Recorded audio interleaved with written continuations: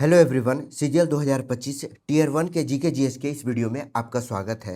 मेरा नाम है राहुल सिन्हा। आज हम लोग 17 सितंबर 2025 के पहले शिफ्ट के क्वेश्चंस को डिस्कस करेंगे। तो जिन्होंने चैनल को सब्सक्राइब नहीं किया है, प्लीज़ चैनल को लाइक, शेयर एंड सब्सक्राइब जरूर करें। आज का पहला क्वेश्चन है, the festival of Bhagoria begins 7 days before which Hindu festival. Bhagoria का त्यौहार किस हिंदू त्यौहार से 7 दिन पहले शुरू होता है? दिवाली, होलिका दहन, नवरात्रि या मकर संक्रांति। तो भगोरिया का त्यौहार यह एमपी में मनाया जाता है। मध्य प्रदेश में इसे भील या भिलाला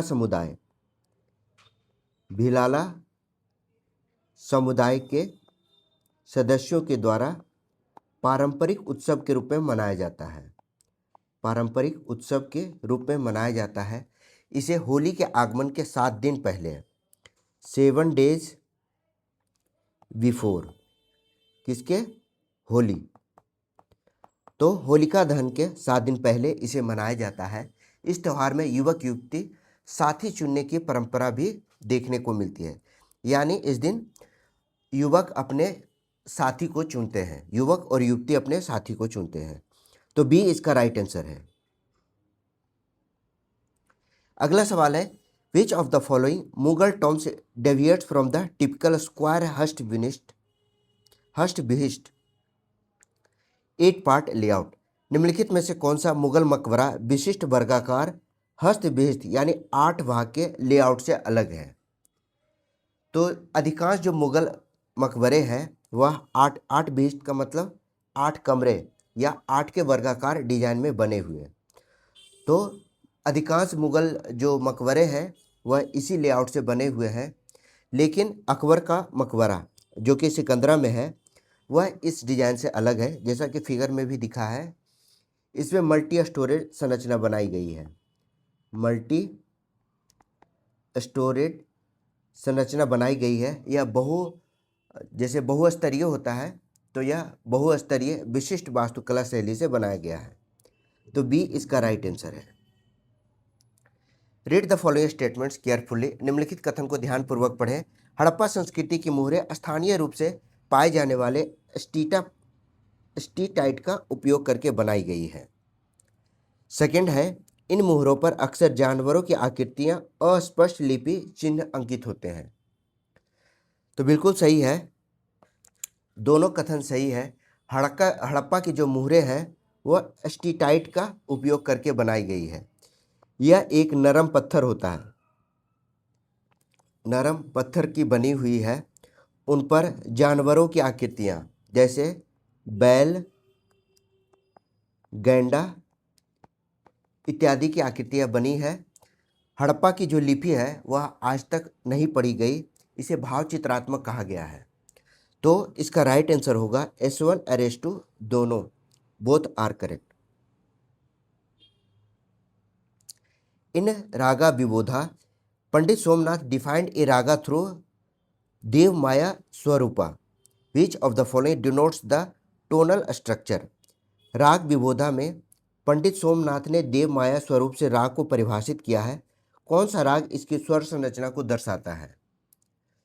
तो पंडित सोमनाथ राग विबोधा को पहचानने का जो कैसे राग के आधार पर राग विबोधा को पहचानते हैं उसका आधार पंडित सोमनाथ ने ही बताया। इसमें राग की संरचना और रूप को जाति कहा गया है। जाति स्वर क्रम और चलन को दर्शाता है। जाति क्या है? यह स्वर क्रम और चलन को दर्शाता है। तो इसका राइट आंसर क्या होगा? इसका राइट आंसर है जाति यानी D. Which of the following terms is specially associated with the javelin throw. भाला फेंक से विशेष रूप से कौन सा शब्द जुड़ा है? अभी हाल में भाला फेंक से काफ़ी सवाल पूछे गए हैं, नीरज चोपड़ा के बारे में भी, तो इसको ध्यान में रखिएगा। सेक्टर होता है, सेक्टर भाला जब फेंकते हैं तो जिस क्षेत्र में गिरता है उसे सेक्टर कहा जाता है। यह लगभग 34.92 डिग्री कोण का निर्धारित क्षेत्र होता है। कोण का निर्धारित क्षेत्र होता है। भाला अगर इस सेक्टर से बाहर जाए तो उसे इनवैलिड माना जाता है। इनवैलिड माना जाता है अगर इस सेक्टर से बाहर चला जाए, ठीक है। तो बी इसका राइट आंसर है। विच डायनेस्टी मिंटेड द देहली वाल कॉइन्स इन दिल्ली। किस राजवंश ने दिल्ली में देहली वाल सिक्के ढाले। काफ़ी महत्वपूर्ण है मध्यकालीन दिल्ली के व्यापारिक सिक्कों के बारे में। इसे गढ़वाल वंश के शासकों ने ढाला था। गढ़वाल वंश के शासकों ने ढाला था। दिल्ली क्षेत्र में व्यापार में इनका बड़ा महत्व था। तो इसका राइट आंसर होगा ए, गढ़वाल। यह इस तरह के सिक्के होते थे, आप देख सकते हैं, जिसमें काफ़ी गहरे मार्क बनाए हुए हैं। ठीक है, अगला सवाल। विच पेयर एजुकेशनल इवेंट की आउटकम इज करेक्टली मैच्ड। कौन सा युग्म सही सुमेलित है।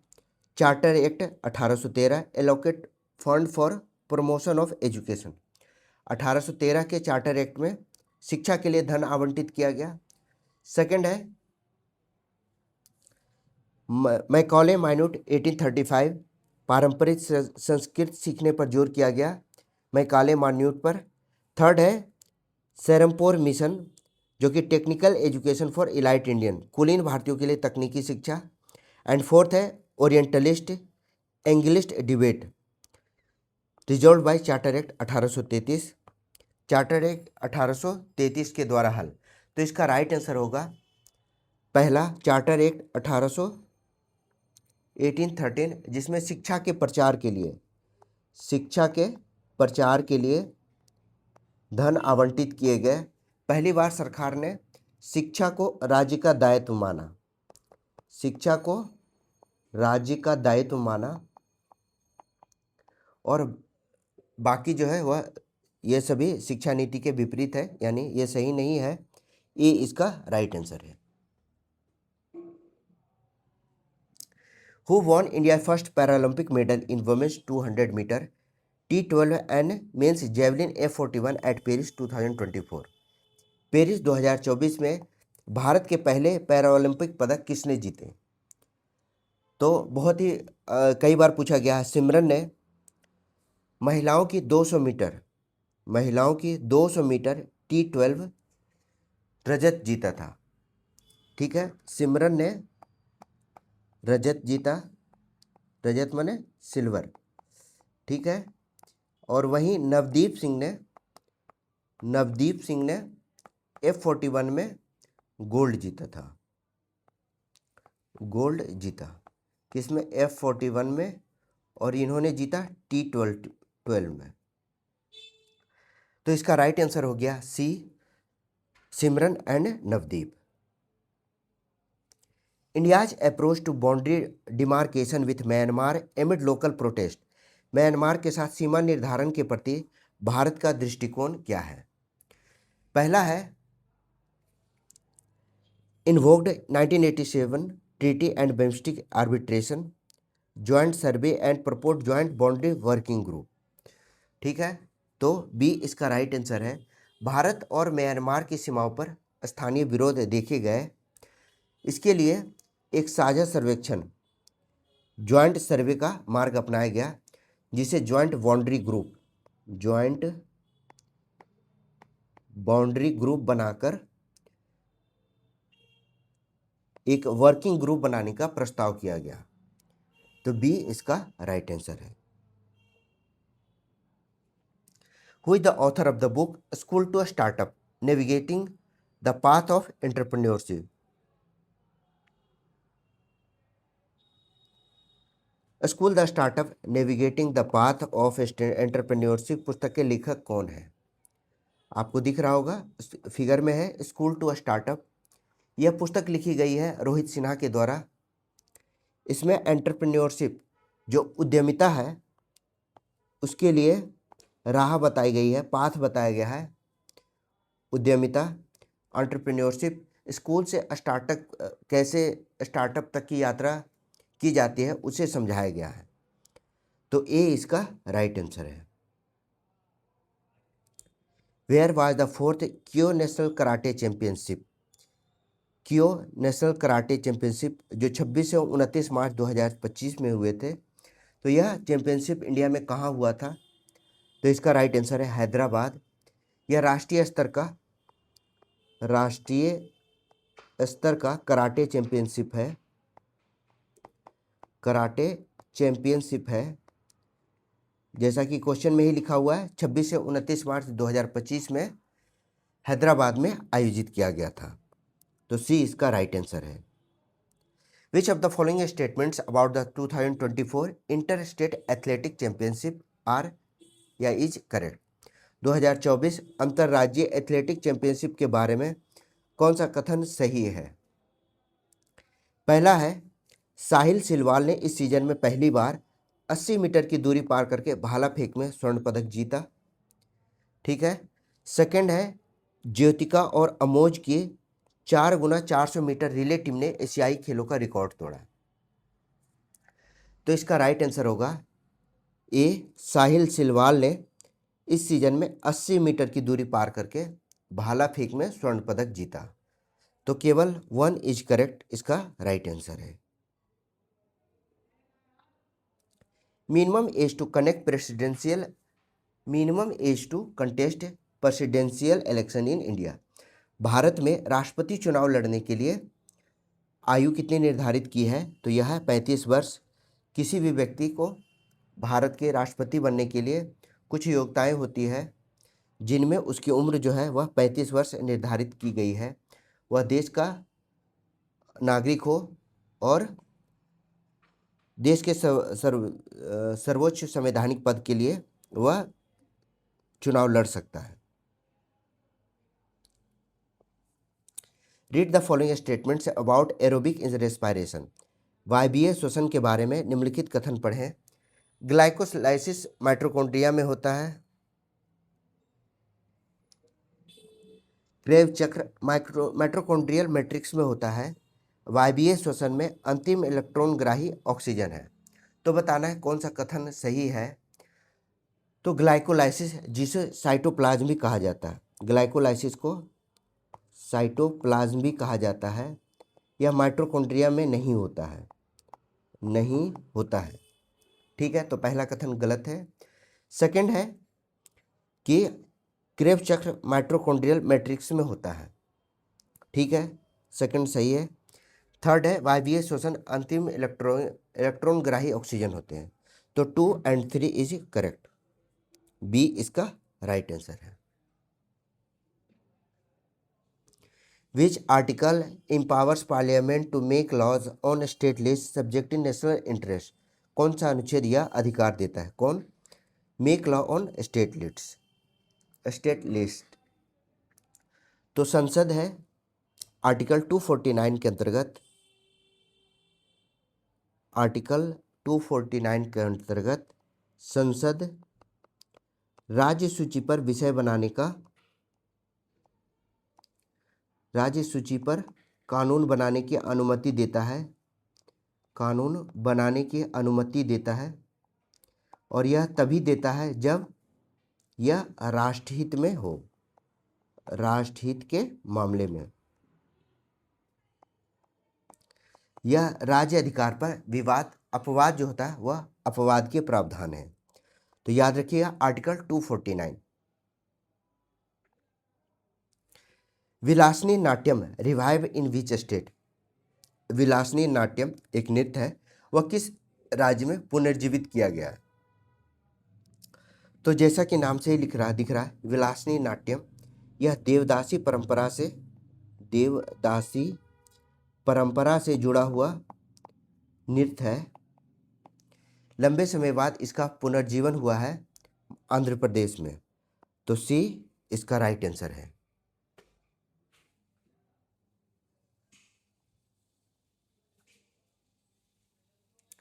Consider the following statements and choose the correct option. निम्नलिखित कथन पर विचार कीजिए और सही विकल्प चुनिए। उत्पादन संभावना सीमा पीपीएफ, जिसे इंग्लिश में कहते हैं प्रोडक्शन पॉसिबिलिटी फ्रंटियर, किसी अर्थव्यवस्था के द्वारा सामना किए जाने वाले व्यापार नापसंद और अवसर लागतों को दर्शाता है। ठीक है, बिल्कुल सही है। पीपीएफ जो होता है वह अवसर लागत और संसाधन सीमा को दिखाते हैं। अवसर लागत और संसाधन की जो क्या कैपेसिटी है, क्या लिमिटेशन है, उसे दर्शाता है। ठीक है, यह सरकारी राजस्व का अनुमान नहीं लगाता है। सेकंड में कहा गया पीपीएफ का उपयोग सरकार के कुल राजस्व और व्यय का अनुमान लगाने के लिए किया जाता है। बिल्कुल नहीं, इससे अनुमान नहीं लगाया जाता है। तो केवल फर्स्ट कथन, only statement 1 is correct. A key component evaluated by the 2025 Index of Economic Freedom concerning government size is, सरकार के आकार के संबंध में 2025 में आर्थिक स्वतंत्रता सूचकांक के द्वारा मूल्यांकित एक प्रमुख घटक है। कौन सा घटक है? पहला है सार्वजनिक शिक्षा वित्त पोषण, सरकारी खर्च के स्तर, राष्ट्रीय रक्षा व्यय या विदेशी सहायता से योगदान। तो इसका राइट आंसर है गवर्नमेंट स्पेंडिंग लेवल्स। बी इसका राइट आंसर है। यह सूचकांक आर्थिक स्वतंत्रता का मूल्यांकन करता है।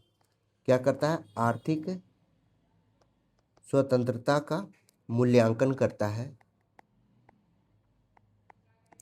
सरकार के खर्च का आकार इसमें महत्वपूर्ण माना जाता है। खर्च का आकार इसमें महत्वपूर्ण है। ठीक है, किसके खर्च का? सरकार के। तो इसका राइट आंसर हो गया B. Which five year plan focused on heavy industry? कौन सी पंचवर्षीय योजना भारी उद्योगों पर केंद्रित थी? तो आप जानते होंगे सेकेंड 5 ईयर प्लान 1956 से लेकर 1961 के बीच चला था। इसमें भारत के जो अभी भी वर्तमान में जो भारी उद्योग हैं उसकी स्थापना की गई, जिसमें दुर्गापुर, भिलाई और राउरकेला, यह सभी दूसरे पंचवर्षीय योजना काल में स्थापित किए गए थे। याद रखिएगा, सेकेंड 5 ईयर्स प्लान जो है वह महालनोबिस मॉडल पर आधारित थी। महालनोबिस मॉडल पर आधारित थी। यह भारत के प्रमुख सांख्यिकी विद थे, काफ़ी नाम है इनका। तो इसका राइट आंसर होगा B, second 5 year plan. Which Indian initiative under the National Adaptation Fund for Climate Change NAFCC aims to improve microclimate resilience through community-led water harvesting in semi-arid zones? जलवायु परिवर्तन के लिए राष्ट्रीय अनुकूल कोष NAFCC के तहत किस भारतीय पहल का उद्देश्य अर्धशुष्क क्षेत्रों में समुदाय के नेतृत्व वाले जल संचयन के माध्यम से सूक्ष्म जलवायु लचीलापन में सुधार करना है? ठीक है, अगर हम इसका सार बोले, इसका एसेंस बोले, तो इसमें यही कहा गया है कि शुष्क क्षेत्रों के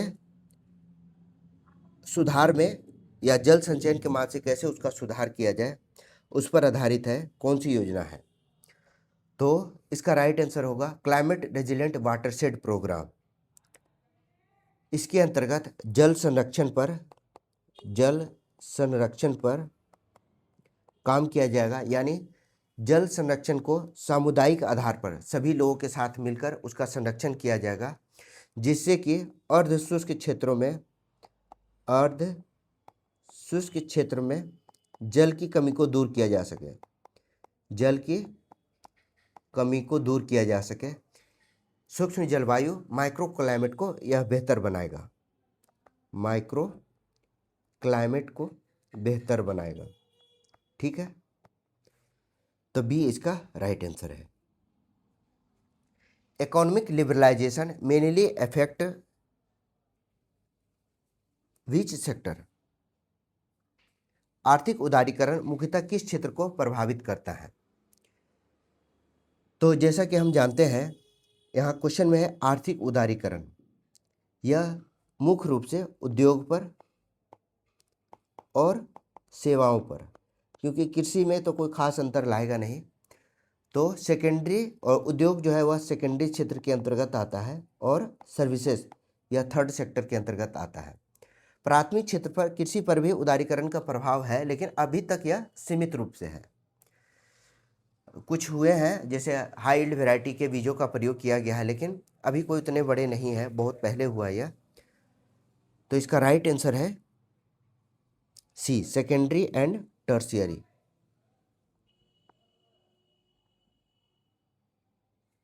read the following statements carefully and choose the correct option regarding assertion and reason. निम्नलिखित कथन को ध्यानपूर्वक पढ़िए और कथन और कारण के संबंध में सही विकल्प को चुनिए। पहला है 1991 के सुधारों ने भारत की विदेशी मुद्रा भंडार को उल्लेखनीय रूप से बढ़ाया है। ठीक है। उदारीकृत व्यापार नीतियों ने निर्यात और पूंजी प्रवाह दोनों में वृद्धि की है। आप जब उदारीकरण को डिटेल में पढ़िएगा, उसमें स्पष्ट रूप से कहा गया है कि इससे जो मेन फीचर्स है 1991 के सुधारों में, वह है विदेशी मुद्रा के भंडार में उल्लेखनीय वृद्धि हुई, निर्यात और पूंजी का प्रवाह, पहली बार बाहर से एफडीआई के थ्रू विदेशी पैसा, जो कि जिसे एफआईआई कहते हैं, विदेशी लोगों का पैसा भारत में आया और भारत में तीव्र आर्थिक वृद्धि को बढ़ाया। तो ए इसका राइट आंसर है। ए और दोनों सत्य है और आर ए का सही स्पष्टीकरण करता है। अगला सवाल, match the folk dance with song theme. नृत्य और उसके गीत के जो थीम होते हैं उससे सुमेलित करना है। पंथी, यह ऑलरेडी मैच किया हुआ है, फिर भी मैं समझा देता हूँ। जो पंथी होते हैं वह गुरु घासीदास के भक्ति गीत से संबंधित है। गोटापुआ, कई बार पूछा गया एसएससी में गोटापुआ के बारे में। यह कृष्ण लीला से जुड़ी हुई भक्ति है, कृष्ण लीला से जुड़ी भक्ति है। कालबेलिया को भी हाल में यूनेस्को की लिस्ट में शामिल किया गया है। याद रखिएगा, यह नाग रूपक है, यह स्नेक से जुड़ा हुआ है। कालबेलिया नृत्य है वह स्नेक से जुड़ा हुआ नृत्य है, राजस्थान में किया जाता है और इसे यूनेस्को ने अपनी लिस्ट में शामिल किया है। फोर्थ है टिप्पणी, यह श्रम गीत है। ठीक है, श्रम गीत है।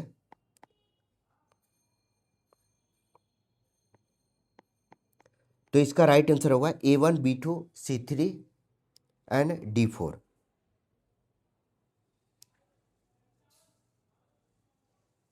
ठीक है, A1, B2, C3, D4, already यह सभी करेक्ट मैच है। Consider the following statement. निम्नलिखित कथन पर विचार कीजिए। छठी अनुसूची नागालैंड और अरुणाचल प्रदेश पर लागू है। ठीक है, यह स्वायत्त जिला परिषदों को निर्दिष्ट विषयों पर कानून बनाने का अधिकार देता है। It empowers autonomous district council to make law on specified subject.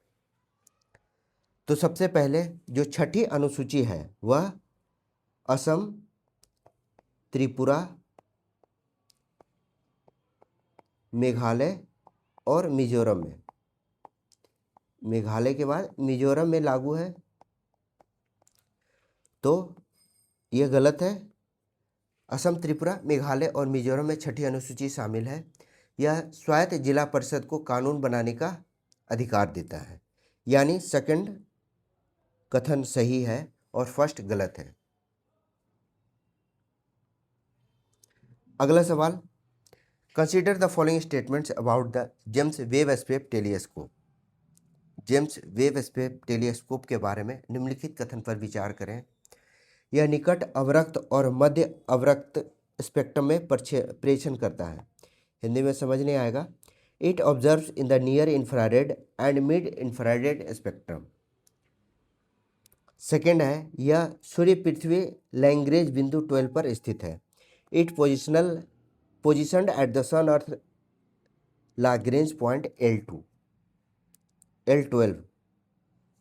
It carries a coronagraph for exoplanet detection.